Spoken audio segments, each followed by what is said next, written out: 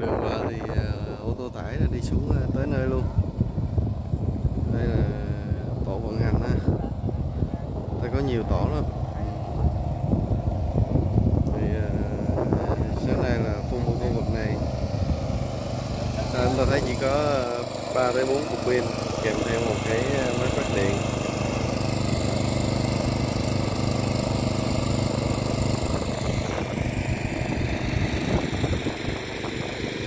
Cái cánh đồng này là thực hiện cái cấy nha các bạn, lúa cấy hàng.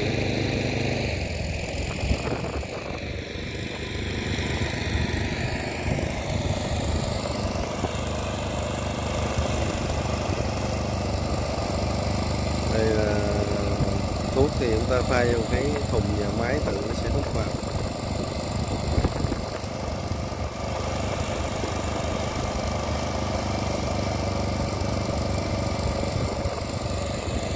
Tạm tới coi máy bay.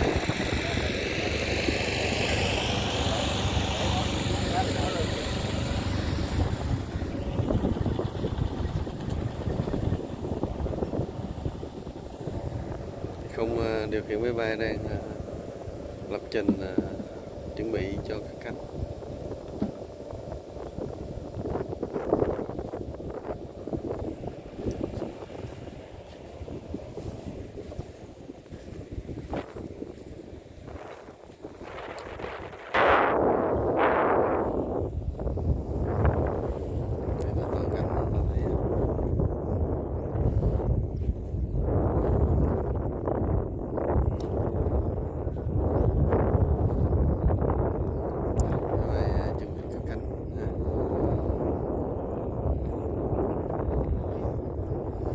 Đây là dòng máy bay không người lái PG P30s, dòng máy 16 lít.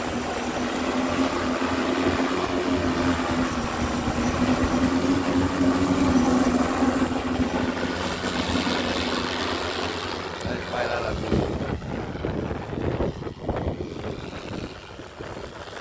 đây là dòng máy bay thông minh hiện đại bậc nhất hiện nay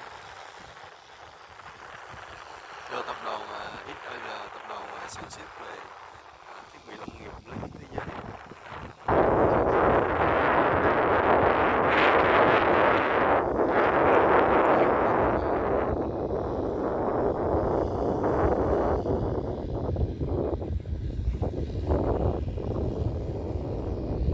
Các bạn muốn xem hoặc là tìm hiểu về máy bay có thể liên lạc công ty Cánh Đồng Xanh Drone ở địa chỉ là 27 Bình Tây, xã Bình Chinh Đông, huyện Tân Trụ, tỉnh Long An, hoặc là ở Phân Thượng, xã Hưng Thành, huyện Tân Hưng, tỉnh Long An.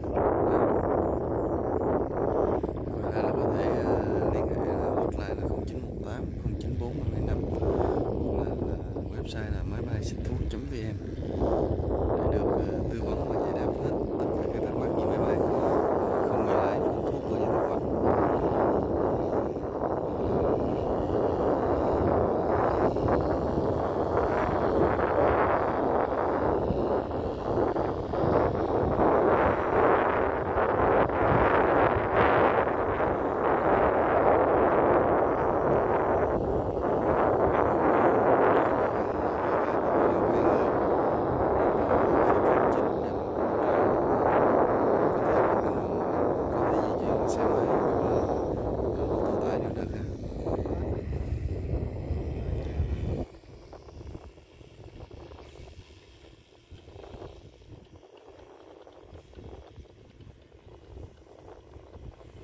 Nó sẽ đợi xem máy bay phun xong là sẽ bay về luôn.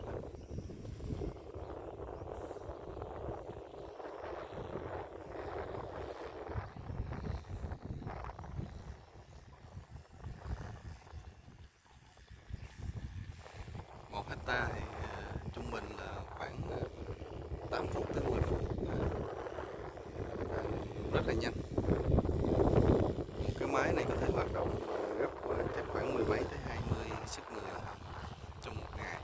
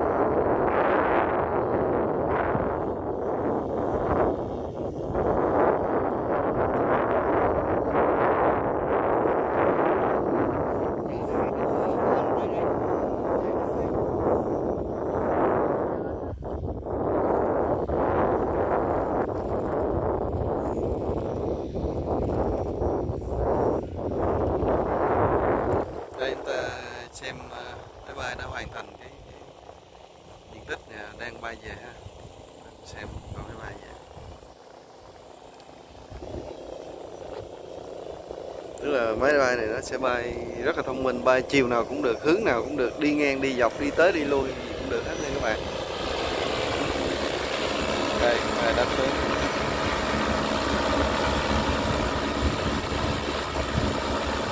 Máy bay cắt cánh chỗ nào sẽ đáp đúng ở chỗ đó luôn, không sai là như vậy.